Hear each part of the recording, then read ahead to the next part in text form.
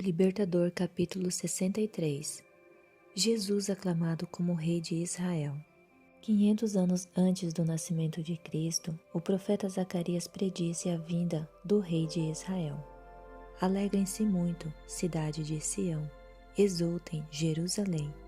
Eis que seu Rei vem a você, justo e vitorioso, humilde e montado num jumento, um jumentinho, cria de jumenta. Zacarias 9, verso 9. Aquele que, por tanto tempo, havia recusado honras reais, agora seguia para Jerusalém como o prometido herdeiro do trono de Davi. No primeiro dia da semana, Cristo fez sua entrada triunfal. As multidões que se juntaram em Betânia para vê-lo foram com ele. Muitos que estavam a caminho para comemorar a Páscoa se uniram ao grupo. Toda a natureza parecia se alegrar. As árvores estavam vestidas de verde e suas flores enchiam o ar com sua delicada fragrância. Surgia mais uma vez a esperança de um novo reino. Jesus tinha pedido a 2 discípulos que trouxessem uma jumenta e sua cria. Embora as cabeças de gado aos milhares nas colinas, Salmos 50, verso 10, sejam dele, o Salvador dependeu da bondade de estranhos para conseguir um animal, no qual entrasse em Jerusalém como seu rei. Uma vez mais sua divindade foi revelada até nos detalhes das instruções fornecidas. Como ele havia predito ou pedido, o Senhor precisa deles, foi prontamente atendido. Os discípulos arrumaram suas vestes sobre o jumento e ajudaram o mestre a montá-lo. Jesus sempre tinha viajado a pé, e os discípulos ficaram admirados por agora ele ter preferido ir montado em um animal. A esperança brilhou no coração deles ao pensar que Cristo estava prestes a entrar na capital, proclamar-se rei e confirmar seu poder real. O entusiasmo se espalhou por todos os lugares, longe e perto, elevando as expectativas do povo ao nível máximo. Cristo estava seguindo o costume dos judeus nas entradas reais. A profecia tinha predito que era assim que o Messias viria ao seu reino. Ele mal havia montado no jumentinho e a multidão já o proclamava como o Messias, seu rei. Em sua imaginação, os discípulos e o povo viram os exércitos romanos sendo expulsos de Jerusalém. Israel era outra vez uma nação independente. Cada um tentava superar o outro ao prestar a Cristo a honra e o respeito devidos à realeza. Sem poder lhe oferecer presentes caros, estenderam suas capas sobre o caminho para servirem de tapete e espalharam ramos de oliveiras e palmas por onde ele ia passar. Sem bandeiras reais para exibir, cortaram ramos de palmeiras, emblemas de vitória, vindos da natureza, e os agitavam no ar. Espectadores misturados às multidões perguntavam: quem é esse? O que significa toda essa algazarra? Eles sabiam que Jesus havia desencorajado qualquer esforço para colocá-lo no trono e ficaram surpresos ao saber que tudo aquilo era por causa dele. O que teria provocado tal mudança naquele que havia declarado que o seu reino não era deste mundo? Dentre o grande número de pessoas reunidas para comemorar a Páscoa, milhares o saudavam, agitando ramos de palmeira e com uma explosão de cânticos sacros. Os sacerdotes no templo tocaram a trombeta para o serviço religioso da tarde, mas, como poucos responderam, os líderes disseram um para o outro: olhem, como o mundo todo vai atrás dele. Por que Jesus permitiu esta demonstração? Nunca antes Jesus havia permitido uma demonstração dessas. Ele claramente previa o resultado. Tal demonstração o levaria à cruz, mas ele queria chamar a atenção de todos para o sacrifício que deveria coroar sua missão para com o mundo caído. Aquele em quem se cumpriu o símbolo do Cordeiro se colocou voluntariamente de lado para o sacrifício.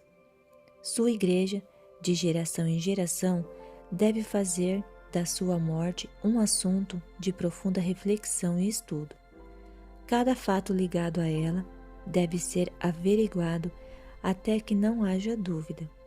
Os eventos que precederam seu grande sacrifício devem chamar a atenção para o próprio sacrifício. Depois de uma demonstração como a que marcou a entrada de Jesus em Jerusalém, todos os olhos passaram a acompanhar a rápida sucessão de eventos que o levaria até a cena final. Essa cavalgada triunfal seria o tema de cada língua e traria o nome de Jesus a cada mente. Depois de sua crucifixão, muitos se lembrariam desses eventos e seriam levados a estudar as profecias. Eles se convenceriam de que Jesus era o Messias. Esse dia, que para os discípulos parecia ser o auge da vida deles, teria ficado coberto de nuvens se eles soubessem que tudo aquilo era apenas um prelúdio da morte do seu mestre. Várias vezes ele havia lhes falado sobre seu sacrifício, mas na alegria do triunfo, eles se esqueceram das suas dolorosas palavras. Com poucas exceções, todos os que se juntaram ao cortejo captaram a inspiração daqueles momentos. Os gritos continuavam: Hosana ao filho de Davi! Bendito é o que vem em nome do Senhor! Hosana nas alturas! Nenhum sinal de tristeza naquele triunfo. O mundo nunca tinha visto o desfile triunfal como aquele. O mundo nunca tinha visto um desfile triunfal como aquele. Em torno do Salvador estavam os gloriosos troféus que eram resultado de sua amorosa obra pelo pecador. Ali estavam os cativos que tinham sido resgatados do poder de Satanás. Os cegos, a quem ele restaurou a visão, abriam a marcha. Os mudos, cuja língua ele destravara, entoavam os mais altos louvores. Aleijados, a quem ele curara, pulavam de alegria. Leprosos, a quem ele purificara, estendiam suas vestes sem contaminação por seu caminho. Despertado do sono da morte, Lázaro guiava o jumentinho que o Salvador montava. Muitos fariseus, ardendo de inveja, tentavam silenciar o povo, mas seus apelos e ameaças só faziam aumentar o entusiasmo. Como último recurso, eles confrontaram o Salvador com palavras acusadoras e ameaçadoras. Mestre, repreende os teus discípulos. Com isso, queriam dizer que demonstrações ruidosas como aquela eram ilegais. Mas a resposta de Jesus fez com que se calassem. Eu lhes digo, se eles se calarem, as pedras clamarão. Lucas 19, versos 39 e 40. O profeta Zacarias havia predito aquele cenário de triunfo. Se os seres humanos não conseguissem levar o plano adiante, Deus teria dado voz às pedras inanimadas e elas teriam saudado o seu filho com louvores. Calados, os fariseus retrocederam e centenas de vozes se uniram às palavras de Zacarias. Alegrem-se muito, cidade de Sião, exulte, Jerusalém.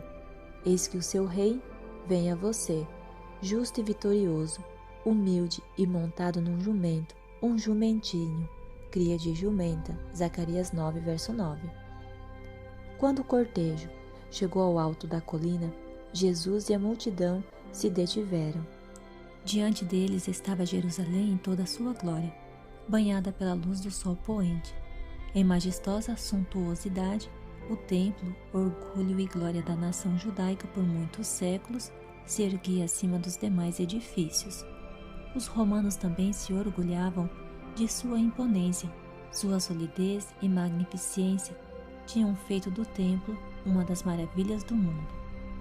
Ao mesmo tempo em que o sol poente fazia o céu resplandecer, sua radiante glória iluminava o mais puro mármore branco das paredes do templo e cintilava em seus pilares bordados com ouro. Da colina onde estava Jesus, o templo parecia uma massiva estrutura feita de neve, enfeitada com pináculos dourados e brilhando com a glória emprestada do céu. Jesus chora. Jesus contemplava a cena. Encantada pela repentina visão de beleza, a multidão se calou. Todos os olhares se voltaram para o Salvador. Com surpresa e desapontamento, eles viram seus olhos se encherem de lágrimas e o seu corpo balançar como uma árvore na tempestade. Seus lábios trêmulos emitiram um gemido de angústia como se viesse de um coração despedaçado. Que quadro os anjos tiveram de contemplar, e que visão para a alegre multidão que o escoltava até a gloriosa cidade, onde todos esperavam vê-lo reinar. Aquela tristeza repentina foi como uma nota de lamentação no grande coro triunfal. O rei de Israel estava em lágrimas, e não eram lágrimas silenciosas de alegria, mas de incontrolável agonia. Muitos choravam por empatia com uma dor que não podiam compreender. Diante de Jesus estava o Getsêmani, onde o horror de uma imensa escuridão o envolvia. Ao alcance de sua vista estava a porta das ovelhas por onde, durante século, os animais para as oferendas sacrificais eram levados. Aquela porta em breve seria aberta para ele, o grande Cordeiro de Deus, cujo sacrifício tinha sido prefigurado por todas aquelas oferendas. Não muito longe estava o Calvário, o cenário da agonia que se aproximava. No entanto, o que ele sentia não era uma tristeza egoísta. Pensar em sua própria agonia não afetou aquela nobre alma, pronta para o sacrifício. Foi a visão de Jerusalém que transpassou o coração de Jesus. Jerusalém que havia rejeitado o Filho de Deus, zombado do seu amor e estava prestes a lhe tirar a vida. Ele viu o que a cidade poderia ter sido caso tivesse aceitado o único que podia curar-lhe a ferida. Ele tinha vindo salvá-la. Como poderia agora abandoná-la? Israel tinha sido um povo favorecido. Deus havia feito do templo a sua habitação, e ele era belo e majestoso, a alegria da terra toda. Salmo 48, verso 2. Ali Jeová revelara sua glória. Ali ofereciam os sacerdotes, e a pompa do símbolo e da cerimônia continuaram por séculos.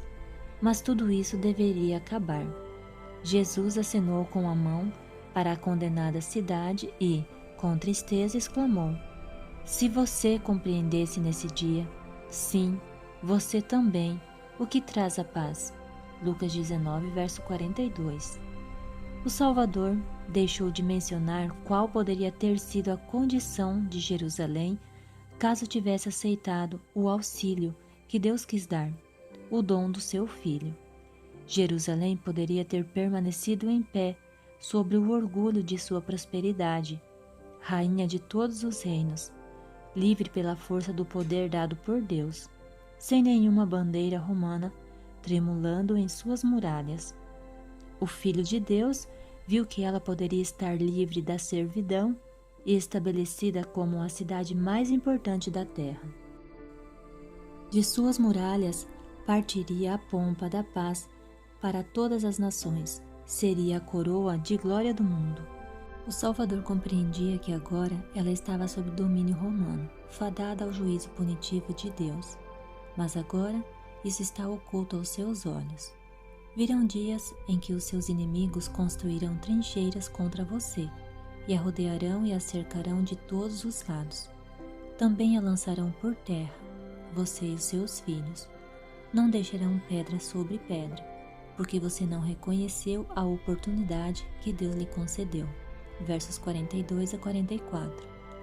Jesus viu a condenada cidade cercada por exércitos, seus habitantes sitiados morrendo de fome, mães se alimentando dos corpos sem vida dos seus filhos, pais e filhos roubando o último bocado de comida um do outro. A afeição carnal destruída pelo tormento da fome. Viu que a teimosia dos judeus os levaria a recusar se submeter aos exércitos invasores. Viu o Calvário cheio de cruzes, a lembrar uma floresta repleta de árvores. Viu os formosos palácios destruídos, o templo em ruína, nenhuma de suas pedras deixada em cima de outra, enquanto a cidade era arada como um campo. Como um pai amoroso chora por um filho que se extraviou, Jesus chorou sobre a amada cidade. Como posso desistir de você? Como posso ver você empenhada em sua própria destruição? Quando o sol desaparecesse no ocidente, o dia de graça de Jerusalém estaria terminado. Enquanto o cortejo se detinha sobre o Monte das Oliveiras, ainda não era tarde demais para que Jerusalém se arrependesse. Enquanto os últimos raios de sol se demoravam sobre o templo, as torres e os pináculos, algum anjo bom não poderia levá-la ao amor do Salvador? Linda, perversa cidade, que havia apedrejado os profetas e rejeitado o Filho de Deus. Seu dia de misericórdia estava quase terminando. O Espírito de Deus, contudo, mais uma vez falaria a Jerusalém. Antes que o dia acabasse, outro testemunho de Cristo seria ouvido. Se Jerusalém recebesse o Salvador e ele entrar pelas suas portas, ela ainda poderia ser salva. Entretanto, os líderes religiosos de Jerusalém não dariam boas-vindas ao Filho de Deus. Quando o cortejo estava para descer do Monte das Oliveiras, eles o interpretaram querendo saber a razão de toda aquela comoção. Ao perguntarem quem é este, os discípulos, movidos por inspiração, repetiam as profecias relacionadas a Cristo. Adão dirá a vocês: é a semente da mulher que ferirá a cabeça da serpente. Gênesis 3, verso 15. Abraão dirá a vocês: é Melquisedeque, rei de Salém, rei da paz. Gênesis 14, verso 18. Isaías dirá a vocês: Emanuel, maravilhoso conselheiro, Deus poderoso, Pai eterno, príncipe da paz. Isaías 7, versos 14 e capítulo 9, verso 6. Jeremias dirá a vocês: o ramo de Davi, o Senhor nossa justiça. Jeremias 23, verso 6. Daniel dirá a vocês: ele é o nosso Messias. Daniel 9, dos versos 24 a 27. João Batista dirá a vocês: ele é o Cordeiro de Deus que tira o pecado do mundo. João 1, verso 29. O grande Jeová proclamou: este é o meu Filho amado. Mateus 3, verso 17. E nós, seus discípulos, declaramos: este é Jesus, o Messias, o príncipe da vida, o Redentor do mundo. E o príncipe dos poderes das trevas reconhece quem ele é. Sei quem tu és, o Santo de Deus. Marcos 1, verso 24.